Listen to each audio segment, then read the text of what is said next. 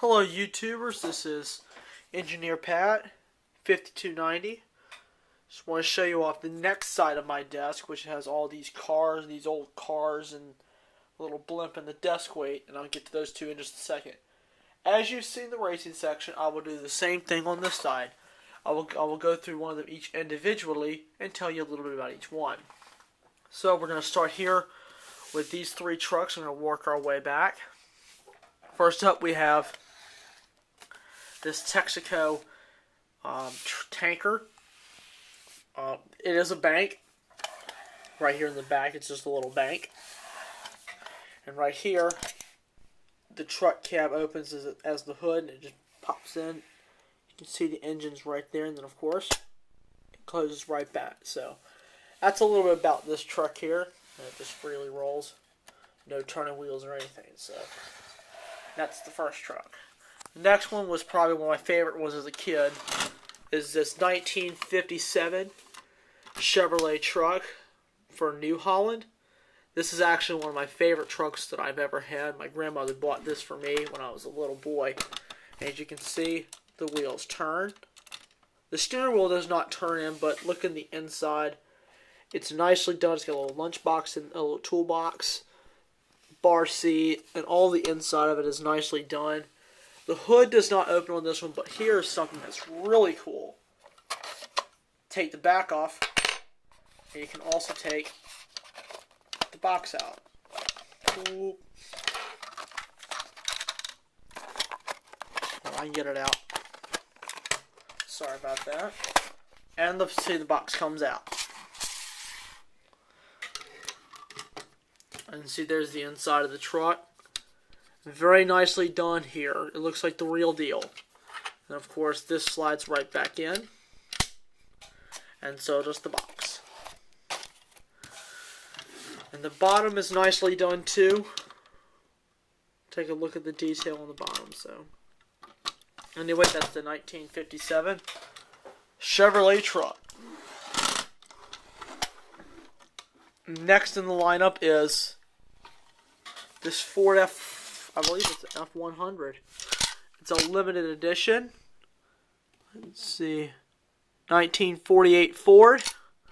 Decorated for Citgo. It's also a bank, as you heard on the back tailgate, that it is a bank. The detailing's nicely done on the inside. And you can see here it's got very nice wheels. I'm really surprised that they didn't go with the older 40s type wheels. But for this model, it actually makes it stand out a little bit. But the color of it is great. And you can barely hear the thing roll across anything. So, anyway, that is the Citgo pickup truck. Roll him back over here. I'll save these two for last. The next is another Texaco pickup tanker. And this is an older one that was made by Ertl. A lot of these were made by Ertl. As you can see here, it is, let's see, it's a 1930 2.5-ton diamond tanker truck. As you can see here, the Texaco is nicely done here on the sides. It's also a bank. And you see it's got the spare tire against the door, because they probably entered from this side and they just crawled over since it is a bar seat. The Texaco logo is printed on the side. I know why it's not printed on the other side is because of the spare tire. But the detailing is really nice. It's just a really nice piece. So anyway, that is the 1930s 2.5-ton tanker. The next one is this Ford tractor pickup truck, also made by Ertl. And I can tell you it is a replica of a 1956 Ford pickup.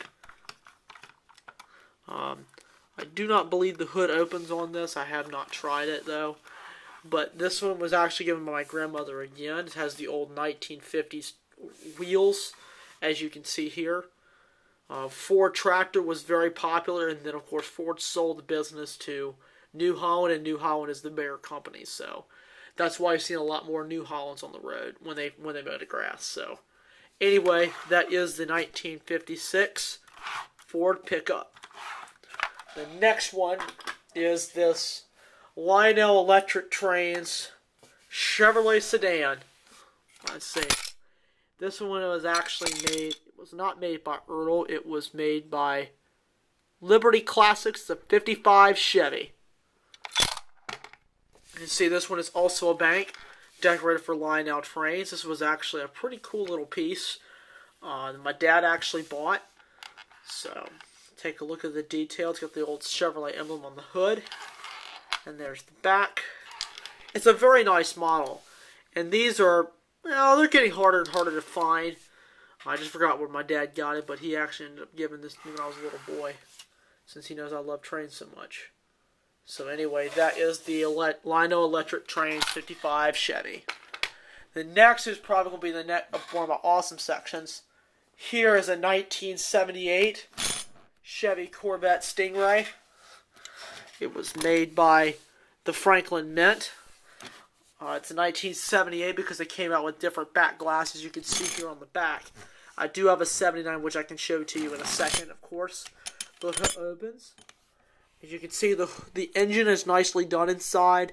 I don't know what kind of engine it had in it, but if anybody knows, please let me know. So, and of course, the doors open, as you can see here. So anyway, that is the 1978 Corvette. Next is the 1979 Corvette. See, this is just a plastic model. This happens to be one of my favorite versions of the Corvette. I don't know who made this one, but it's a 1979 because the back glass on it is different for the 79 and the 80. So, because the back glass was used for both of those models.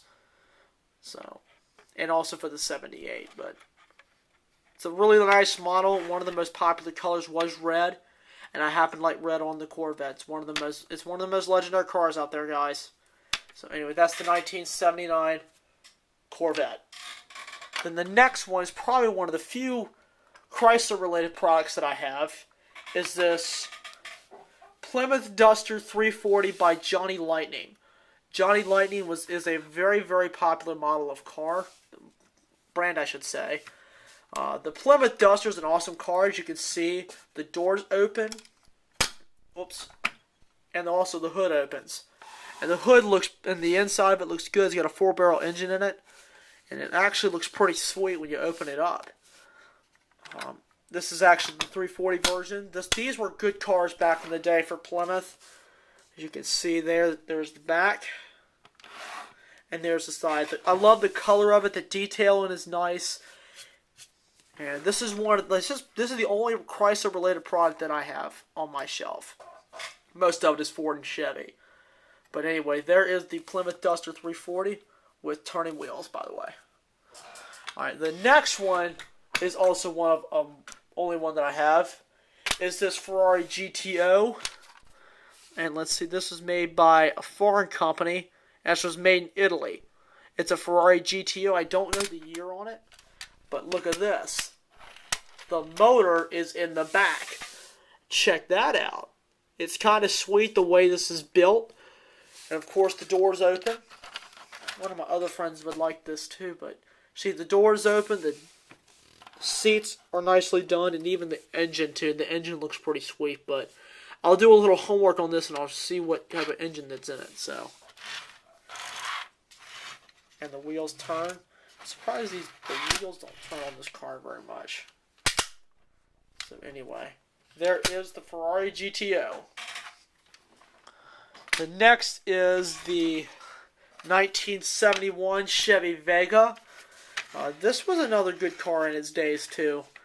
The doors, this is just a cheap plastic model, but the Vega was like a little mini version of the Chevelle, I should say. But the Vega was a very popular seller. So anyway, there's the Vega. And the next one is the biggest one of them all on the shelf, on the desk, is this Ford Mach 3 Mustang.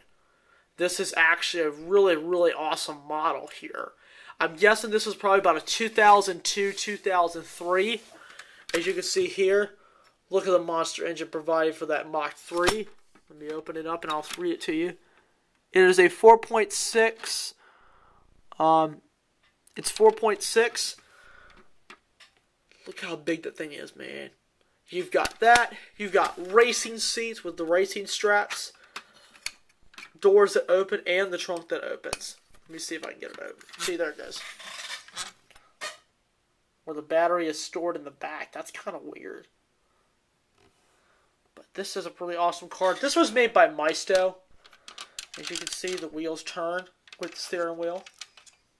So, anyway, that is the Mustang Mach 3.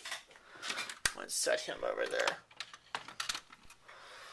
I'm sorry I see a little stuffed up tonight. I'm having a little allergy issues. But next are my couple of my favorite pieces. This is my Norfolk Southern Dash 9 desk weight. I know it is clear, and I know you really can't see the model of it. It says Norfolk Southern. It's got the Dash 9 on the in the inside. It's a really, really nice piece. A friend of mine from Norfolk Southern gave this to me. And this is actually one of my favorite things I use on my desk. So there's the desk weight. And the last piece on the desk is this Lionel blimp. My dad bought this when he bought the Lionel car and the Lionel plane, which I'll show you here in just a second. It says Chesterfield. I'm guessing that he got this in Richmond, I guess. I don't know.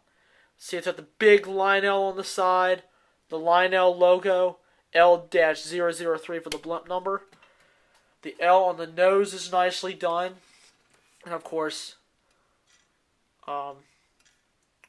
separately applied propellers, which are nice too. And the paint job is fabulous on this thing. And I just found this one day. I said, this has got to be on my desk. So there is the Lionel blimp. And we're going to move up here. And I'll show you the Lionel plane. I'll bring it up here so you can take a look. This is the Lionel plane with the propeller. See, the propeller actually spins.